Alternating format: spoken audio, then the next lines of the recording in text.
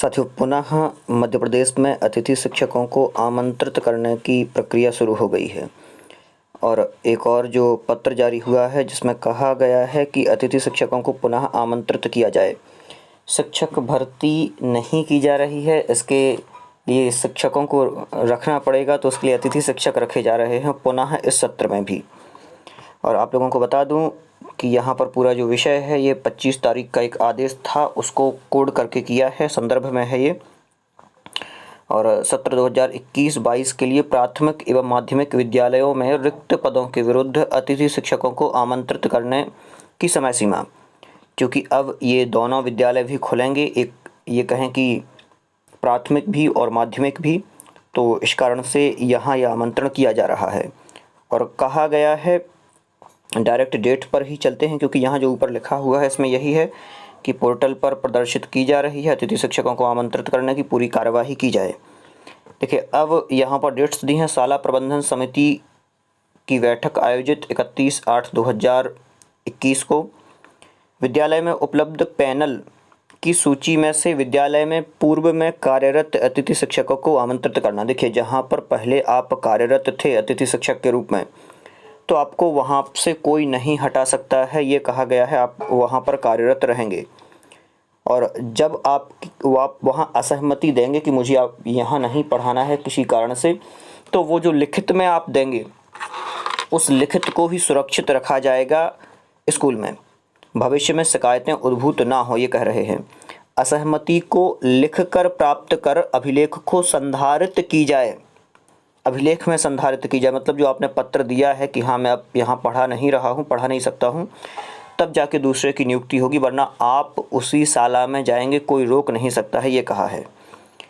आगे, विद्यालय में किसी विषय का पैनल उपलब्ध नहीं है तो स्थिति में GFMS पोर्टल से ब्लॉक जिले के पैनल को डाउनलोड कर मेरिट के क्रम में संबंधित से सहमति प्राप्त कर आमंत्रित करें। इस प्रक्रिया के द्वारा आमंत्रित करते समय मेरिट का ध्यान रखा जाए। देखिए, इसमें भी मेरिट का ध्यान रखा जाए जो पहले प्रक्रिया होती थी।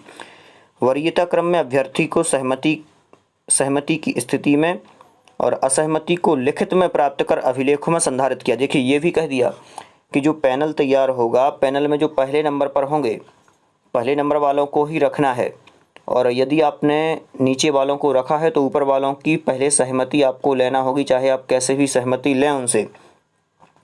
जब वो सहमति देते हैं कि हाँ अब आप ज्वाइनिंग किसी और की करा दीजिए जो हमसे नीचे है, तो फिर आप दूसरे को दे सकते हैं, और वो भी पत्र आपको रखना पड़ेगा अपने पास। बाद में DEO कार्यालय से आपसे मांगा जा सकता है कि आप इनका पत्र दें, क्योंकि आजकल 181 पर जो शिकायतें होती हैं उनके निराकरण हेतु ये सब काम में आते हैं। विद्यालय में अतिथि शिक्षकों को आमंत्रित करना। देखिए, विद्यालयों में अतिथि शिक्षकों को आमंत्रित करने की तिथि दी है 2/9/2021 से 2 तारीख से। विद्यालय द्वारा आमंत्रित अतिथि शिक्षकों की जानकारी संकुल प्राचार्य को प्रेषित करना। तो संकुल प्राचार्य को प्रेषित करने की जो तिथि है ये 11/9/2021 दी हुई है। और संकुल प्राचार्य द्वारा अतिथि शिक्षक की ऑनलाइन ज्वाइनिंग कराना, तो ऑनलाइन ज्वाइनिंग कराई जाएगी 17/9/2021 तक, इसके पहले करा सकते हैं। ये कहें कि 11 के बाद ही ये ज्वाइनिंग स्टार्ट हो जाएगी, तो 17 तारीख तक आराम से चलेगी ये ज्वाइनिंग। आगे क्या कहा, विद्यालय में आमंत्रित किए गए अतिथि शिक्षकों को ऑनलाइन ज्वाइनिंग कराना अनिवार्य होगा। हाँ, ऑफलाइन पहले होता था, बहुत पहले, चूँकि अब तो ऑनलाइन ही चल रहा है, तो ऑनलाइन ज्वाइनिंग कराना अनिवार्य होगा और किसी भी स्थिति में अतिथि शिक्षक को ऑफलाइन रखने की अनुमति नहीं है।